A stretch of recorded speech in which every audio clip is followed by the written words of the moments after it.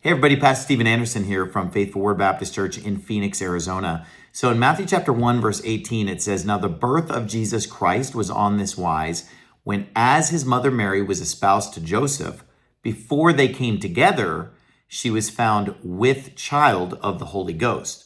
So Joseph has not yet been visited by the angel. He doesn't know that anything supernatural is going on and that this is going to be the virgin birth. And so, before they have come together and consummated the marriage, she is found to be with child. She's found to be pregnant. So his assumption is that she has committed fornication. He doesn't know that she's with child of the Holy Ghost. So then it says in verse 19, "Then Joseph, her husband, being a just man and not willing to make her a public example, was minded to put her away privily." So he's going to put her away because he believes that she has been guilty of fornication and, he wants to marry a virgin. Okay, of course, she is a virgin. He doesn't know that. So this is interesting in light of Matthew chapter 5, verse 32, where it says, "But I say unto you that whosoever shall put away his wife, saving for the cause of fornication, causeth her to commit adultery, and whosoever shall marry her that is divorced committeth adultery."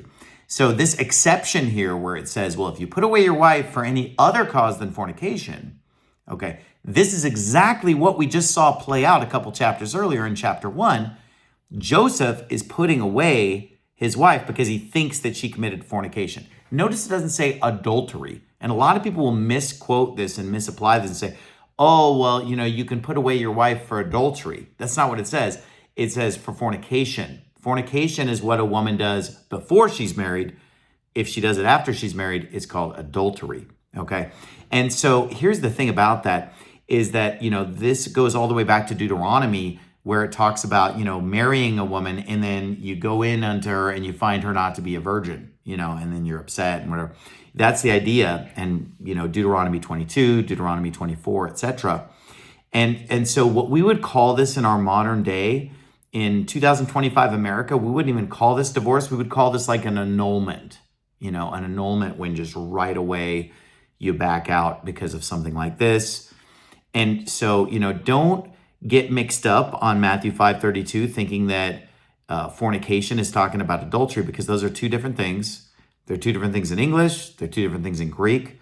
And so it's fornication that is the reason whereby a man could put away his wife, just like Joseph was going to do. They're espoused or engaged or whatever, but they haven't actually consummated.